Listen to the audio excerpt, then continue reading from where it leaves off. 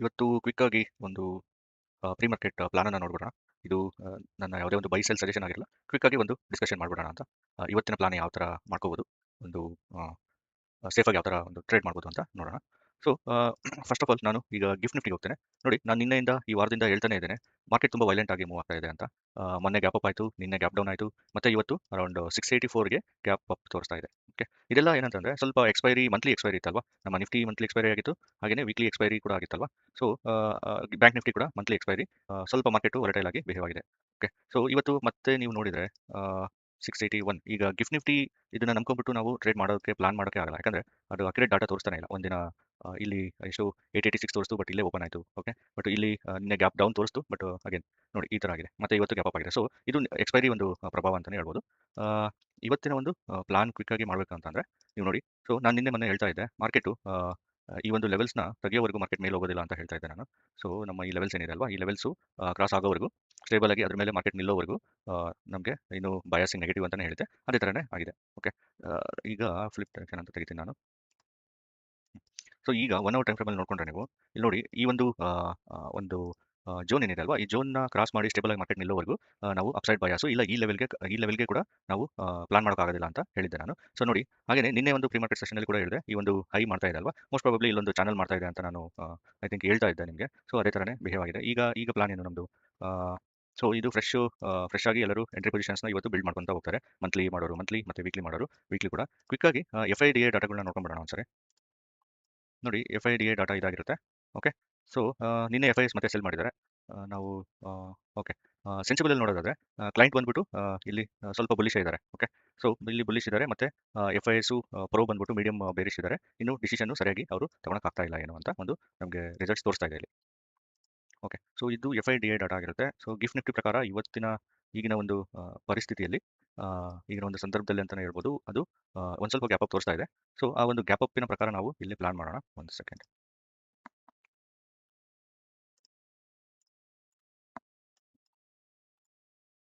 ನೀವು ನೋಡಿ, ನಿನ್ನೆ ನಾನು ಹೇಳಿದ್ದೆ, ಈ ಒಂದು ಲೆವೆಲ್ಸ್ನ ಟೆಸ್ಟ್ ಮಾಡಿಬಿಟ್ಟು ಹೋದ್ರೆ ನಾನು ನೆಕ್ಸ್ಟ್ ಲೆವೆಲ್ಗೆ ಪ್ಲಾನ್ ಮಾಡ್ತೇನೆ ಅಂತ. ಇಲ್ಲೊಂದು ನನಗೆ ನಿನ್ನೆ ಟ್ರೇಡ್ ಇತ್ತು. ಓಕೆ, ಸೊ ಈಗ ಗಿಫ್ಟ್ ನಿಫ್ಟಿಯ ಪ್ರಕಾರ 681 ಇದೆ.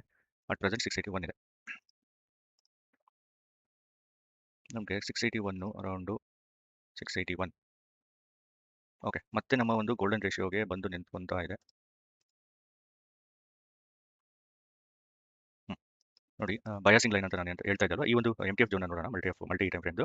ಈಗ ಇಷ್ಟೊಂದು ಗ್ಯಾಪ್ ಅಪ್ ತೋರಿಸ್ತಾ ಇದೆ. ಈಗೇನು ಮಾಡಬೇಕು ನೀವು, ಈ ಒಂದು ರಿಟ್ರೇಸ್ಮೆಂಟ್ ಟೂಲ್ ಪ್ರಕಾರ ಈ ಒಂದು ಲೆವೆಲ್ಸ್ನ ನಮಗೆ ಇಲ್ಲಿ ಗ್ಯಾಪ್ ಅಪ್ ಆಗಿ ಇಲ್ಲಿ ಟೆಸ್ಟ್ ಆಗಿ ಇಲ್ಲಿ ನಿಂತ್ಕೊಂಡು ಮಾರ್ಕೆಟ್ ಅಂತಂದ್ರೆ ನೆಕ್ಸ್ಟ್ ಈ ಒಂದು ಲೈನ್ಗೆ ಅಥವಾ ಈ ಒಂದು ಲೆವೆಲ್ಗೆ ನೀವು ಮಾರ್ಕೆಟ್ ಕೆಳಗಡೆ ಬರೋಕ್ಕೆ ಪ್ಲಾನ್ ಮಾಡಬೇಕಾಗುತ್ತೆ. ಒಂದು ಸಿನಾರಿಯೋ, ಇದೊಂದು ಸಿನಾರಿಯೋ ಆಗುತ್ತೆ. ಇಲ್ಲ ಇನ್ನೂ ಸ್ವಲ್ಪ ಒಂದು ಹಿಡನ್ ಮಾರ್ಕೆಟ್ ಪುಷ್ ಏನಾದರೂ ಬಂದರೆ ನೋಡಿ, ಮಾರ್ಕೆಟಲ್ಲಿ ತುಂಬ ಒಂದು ನಮಗೆ ಗೊತ್ತಾಗಲಾರ್ದಂತಹ ವಿಷಯ ತುಂಬ ಇರುತ್ತೆ. ಓಕೆ, ಅದೇನಾದರೂ ಬಂತು ಅಂದರೆ ಇನ್ನೂ ಸ್ವಲ್ಪ ಮಾರ್ಕೆಟ್ ಹೋಗಿ ಮೇಲ್ಗಡೆ ಹೋಗಿ ಈ ಲೈನ್ನ ಟೆಸ್ಟ್ ಮಾಡಿ ಮತ್ತೆ ಅಗೇನು ಈ ಲೆವೆಲ್ಗೆ ನಿಂತ್ಕೊಳ್ಳೋ ಚಾನ್ಸ್ ಇರುತ್ತೆ. ಮೋಸ್ಟ್ ಪ್ರಾಬಬ್ಲಿ ನನಗನ್ಸೋ ಮಟ್ಟಿಗೆ ಈ ಒಂದು ರೇಂಜಲ್ಲಿ ಮಾರ್ಕೆಟ್ ಇವತ್ತು ನಿಂತ್ಕೊಳ್ಳುತ್ತೆ ಅಂತ ಅನಿಸ್ತಾ ಇದೆ. ಯಾಕಂದ್ರೆ ಮತ್ತೆ ಗ್ಯಾಪ್ ಅಪ್ ನಾವು ಆ, ಇಷ್ಟೊಂದು ಗ್ಯಾಪ್ ಅಪ್ ಆದಾಗ ಮತ್ತೆ ನಾವು ಇನ್ನು ಮೇಲೋಗುತ್ತೆ ಅಂತ ಟ್ರೇಡ್ನ ಯಾವುದೇ ಒಂದು ವಿತೌಟ್ ಲೆವೆಲ್ಸ್ ಕನ್ಫರ್ಮೇಷನ್ ಮಾಡೋಕ್ಕಾಗೋದಿಲ್ಲ. ಓಕೆ, ಮೋಸ್ಟ್ ಪ್ರಾಬಬ್ಲಿ ದಿನದ ಒಂದು ಎಕ್ಸಾಕ್ಷನ್ ಅಂತಾನೆ ಹೇಳ್ತಾರೆ. ಅಂತಂದ್ರೆ ಅದು ಒಂದು ಲಿಮಿಟ್ ಅಂತ ಇರುತ್ತಲ್ವ, ಅದು ಇಷ್ಟೊಂದು ಗ್ಯಾಪ್ ಅಪ್ ಆದರೆ, ಇಷ್ಟಂತ ಲಿಮಿಟ್ ಆದರೆ ಸ್ವಲ್ಪ ಅಲ್ಲೇ ಒಂದು ಸೈಡ್ವೇಸ್ ಮಾರ್ಕೆಟ್ ಆಗುತ್ತೆ. ಇಲ್ಲ ಸ್ವಲ್ಪ ಮೇಲ್ಗಡೆ ಹೋಗ್ಬಿಟ್ಟು ಅಲ್ಲಿ ಟೆಸ್ಟ್ ಆಗಿ ಅಲ್ಲಿ ನಿಂತ್ಕೊಳ್ಳೋ ಚಾನ್ಸಸ್ ಇರುತ್ತೆ ಅಂತಾನೆ ಹೇಳ್ಬೋದು. ಓಕೆ, ಸೊ ನೋಡಿ, ಈ ಲೆವೆಲ್ಸ್ ಎಷ್ಟು ಚೆನ್ನಾಗಿ ರೆಸ್ಪೆಕ್ಟ್ ಆಗಿದೆ ಅಂತ ನೀವು ನೋಡ್ಕೋಬಹುದು. ನೀವು ಇದನ್ನ ಈ ಒಂದು ಸ್ವಿಂಗ್ ಟೂಲ್ನ ಕರೆಕ್ಟಾಗಿ ಯೂಸ್ ಮಾಡ್ಕೊಂಡ್ರೆ ಲೆವೆಲ್ಸು ಚೆನ್ನಾಗಿ ರೆಸ್ಪೆಕ್ಟ್ ಆಗ್ತಾನೆ ಇದೆ. ಓಕೆ, ಸೊ ಇದು ಒಂದು ಈ ಒಂದು ರಿಟ್ರೇಸ್ಮೆಂಟ್ ಟೂಲಿನ ಅನಾಲಿಸಿಸು.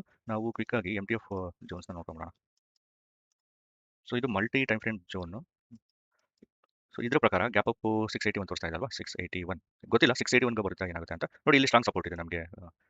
ಒಂದು ವೀಕ್ಲಿ ಮತ್ತೆ ಮಂತ್ಲಿ ಒಂದು ಸ್ಟ್ರಾಂಗ್ ರೆಸಿಸ್ಟೆನ್ಸ್ ಇದೆ ಇಲ್ಲಿ. ಓಕೆ, ಸೊ ಇಷ್ಟಾಗಿ ನನಗನ್ಸೋ ಮಟ್ಟಿಗೆ ಮಾರ್ಕೆಟು ಒಂದು ಅಗೇನ್ 618 ಲೆವೆಲ್ನ ಟೆಸ್ಟ್ ಮಾಡೋಕ್ಕೆ ಹೋಗ್ಬೋದು, ಬಟ್ ಈ ಪಾಸಿಬಿಲಿಟೀಸ್ ತುಂಬ ಕಮ್ಮಿ ಇದೆ. ಮಾರ್ಕೆಟ್ ಇಲ್ಲೇ ಒಂದು ರಿಯಾಕ್ಷನ್ ತೊಗೊಂಡು ಈ ಒಂದು ಲೆವೆಲ್ನ 25,560ನ ಟೆಸ್ಟ್ ಮಾಡಿಕೊಂಡು ಇಲ್ಲಿ ಇದ್ರ ಮೇಲೆ ನಿಂತರೆ ತುಂಬ ಒಳ್ಳೆಯದು. ಅಗೇನ್ ಮತ್ತೆ ಈ ಲೈನ್ನ ಬ್ರೇಕ್ ಮಾಡಿಬಿಟ್ಟು ಈ ಲೆವೆಲ್ನ ಬ್ರೇಕ್ ಮಾಡಿ ಟೆಸ್ಟ್ ಮಾಡಿ ಮತ್ತೆ ಇಲ್ಲಿ ನಿಂತ್ಕೊಂತು ಅಂದರೆ ಮತ್ತೆ ಅಗೇನ್ ಒಂದು ಗ್ಯಾಪ್ ಟು ಡೇಸ್ ಒಂದು ಗ್ಯಾಪ್ ಅಪ್ ಏನಾಗಿತ್ತಲ್ವ, ಆ ಗ್ಯಾಪ್ನ ಇವತ್ತೇ ಫಿಲ್ ಮಾಡೋ ಚಾನ್ಸಸ್ ಇರುತ್ತೆ. ನೋಡಿ, ಈ ಲೆವೆಲ್ಸ್ನ ನೀವು ಸ್ವಲ್ಪ ಚೆಕ್ ಮಾಡ್ಕೊಳ್ಳಿ. ಈ ಲೆವೆಲ್ ಪ್ರಕಾರ ನೀವು ಟ್ರೇಡ್ ಮಾಡಿದ್ರೆ ಒಳ್ಳೆಯದು.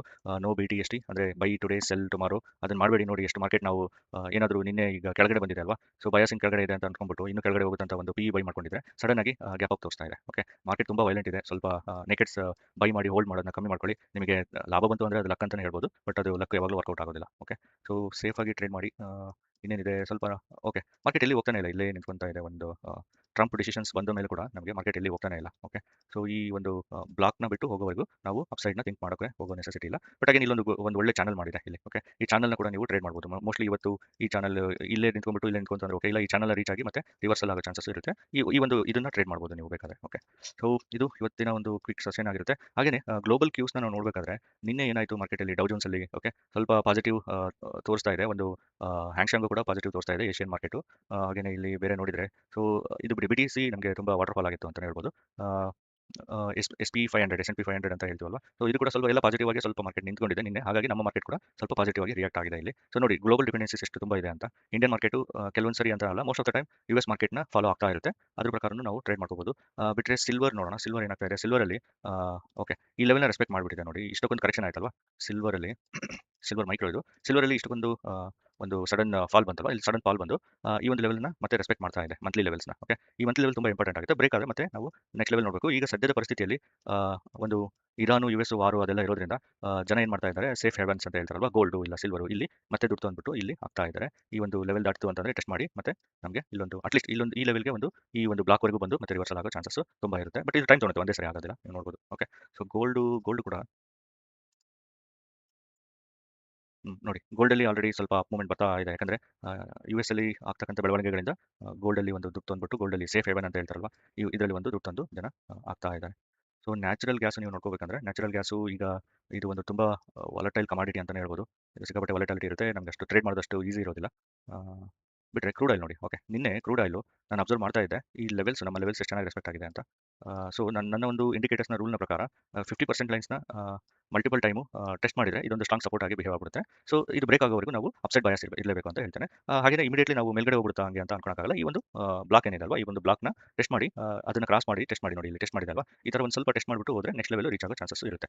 Okay, again weekly levels daily levels ನಿಮಗೆ ಇಂಪಾರ್ಟೆಂಟ್ ಆಗುತ್ತೆ. ಅದನ್ನು ಕೂಡ ಎನೇಬಲ್ ಮಾಡ್ಕೊಂಡ್ರೆ ತುಂಬ ಒಳ್ಳೆ ನೋಡಿ. ಇಲ್ಲಿ ವೀಕ್ಲಿ ಲೆವೆಲ್ಸ್ ಬ್ಲಾಕ್ಸ್ ಕೂಡ ತುಂಬ ರೆಸ್ಪೆಕ್ಟ್ ಆಗ್ತಾ ಇದೆ. ಓಕೆ, ಸೊ ಈ ಥರ ಒಂದು ಕಾನ್ಫಿಡೆನ್ಸ್ ಝೋನ್ ಅಂತ ಹೇಳ್ಬೋದು. ಇದೊಂದು overlapping zone. Okay, multi time ಫ್ರೇಮ್ದು ಓವರ್ಲ್ಯಾಪಿಂಗ್ ಝೋನ್ ಈ ಥರ ಸಿಕ್ತು ಅಂತಂದರೆ ನೋಡಿ, ಇಲ್ಲೊಂದು. ಸೊ ಇದನ್ನು ನಾವು ಸ್ಟ್ರಾಂಗ್ ರೆಸಿಸ್ಟೆನ್ಸ್ ಅಂತಾನೆ ಅನ್ಕೋಬಹುದು. ಮತ್ತೆ ಇಲ್ಲಿ ಬಂದ್ಬಿಟ್ಟು ಟೆಸ್ಟ್ ಮಾಡಿ ಬ್ರೇಕ್ ಆಗೋದಿಲ್ಲ ಅಂತ ನಾನು ಹೇಳ್ತಾ ಇಲ್ಲ, ಆಗೋದು. ಬಟ್ ಈ ಒಂದು ಲೆವೆಲ್ನ ದಾಟೋದು ಅಷ್ಟು ಈಸಿ ಆಗಿರೋದಿಲ್ಲ. ದಾಟಿದ್ರು ಕೂಡ ಇಲ್ಲೆಲ್ಲೋ ಮತ್ತೆ ಟ್ರ್ಯಾಪ್ ಮಾಡೋಕ್ಕೆ ಟ್ರೈ ಮಾಡಿ ಮತ್ತೆ ಒಳಗಡೆ ಬರ್ಬೋದು. ಇಲ್ಲಾಂದರೆ ಒಂದು ಸಾಲಿಡ್ ಆಗಿ ಟೆಸ್ಟ್ ಮಾಡಿಬಿಟ್ಟು ಇಲ್ಲೇ ಒಂದು ಒನ್ ಡೇಯಲ್ಲಿ ಇಲ್ಲ 1 ಅವರ್ ಟೈಮ್ ಫ್ರೇಮಲ್ಲಿ ಸ್ಟೇಬಲ್ ಆಗಿ ನಿಂತ್ಕೊಂತು ಅಂದರೆ ನೆಕ್ಸ್ಟ್ ನಾವು ಈ ಲೆವೆಲ್ಗೆ ಪ್ಲಾನ್ ಮಾಡ್ಬೋದಾಗುತ್ತೆ. ಓಕೆ, ಈ ಲೆವೆಲ್ಗೆ. ಓಕೆ, ಇದು ಇವತ್ತಿನ ಒಂದು ಕ್ವಿಕ್ ಆಗಿ ಪ್ರೀ ಮಾರ್ಕೆಟು. ಹಾಗೆ ನೋ ಬೈ ಸೆಲ್ ಸಜೆಷನ್ ಅಂತೂ ಅಲ್ಲ, just educational purpose. Thank you. Like, share and subscribe.